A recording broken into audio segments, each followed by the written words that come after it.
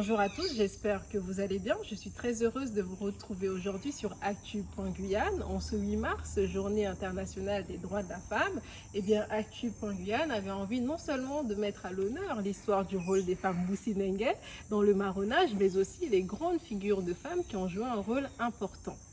Alors pour ceux qui ne connaissent pas encore Actu.Guyane, c'est une chaîne YouTube qui parle d'histoire, de culture, de société et d'actualité.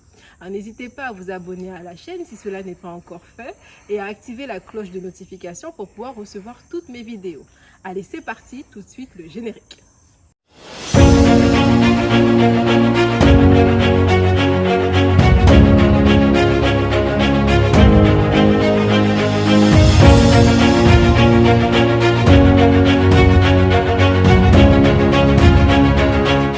Comme je vous le disais en début de cette vidéo, nous allons non seulement aborder le sujet du rôle des femmes Boussinengue dans le marronnage, mais aussi les grandes figures de femmes qui ont émergé dans cette vie.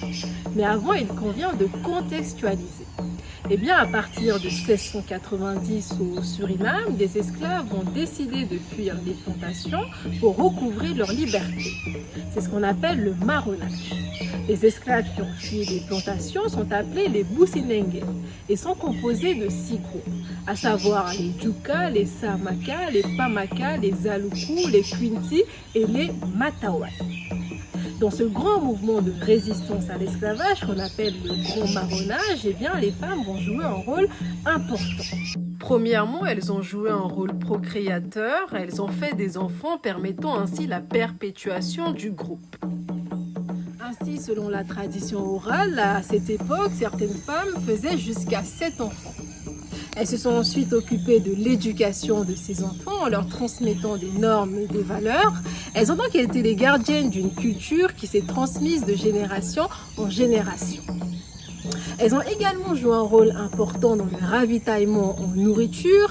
Elles ont non seulement apporté des denrées alimentaires, mais elles se sont aussi occupées de leur culture et de leur préparation.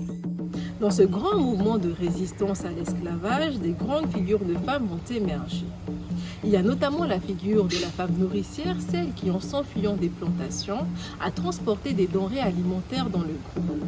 Je pense notamment à la figure de Mapanza du clan Kassitu, qui, en s'enfuyant des plantations, a dissimulé de manière secrète dans ses cheveux des grains de riz qu'elle a ensuite plantés dans la forêt.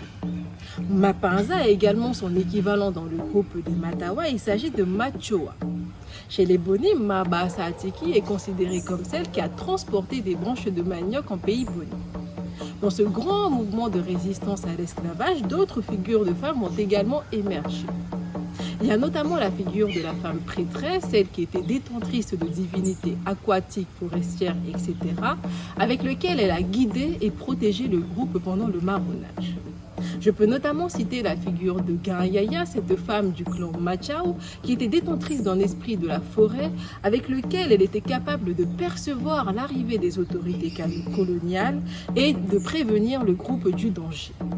Chez les Djuka, il y a notamment la figure de Avokato, cette femme qui était détentrice de l'une des plus grandes divinités dans le monde Boussinengue. Il s'agit du Seigagou, avec lequel elle a protégé et guidé le groupe pendant le marronnage. Si vous voulez en apprendre davantage sur l'histoire de ces femmes, je vous invite à regarder la description de cette vidéo. Si vous avez également apprécié cette vidéo, n'hésitez pas à liker, à partager, à vous abonner à la chaîne et à activer la cloche de notification pour pouvoir recevoir toutes mes vidéos. Je suis également présente sur Insta, Facebook. Abonnez-vous. Je vous souhaite une excellente journée de la femme. Prenez soin de vous et de vos proches. Et comme le dit un célèbre proverbe Samaka, Mouye la Begoudou. La femme est le pilier de la famille. On se retrouve très prochainement pour une nouvelle vidéo. À très bientôt!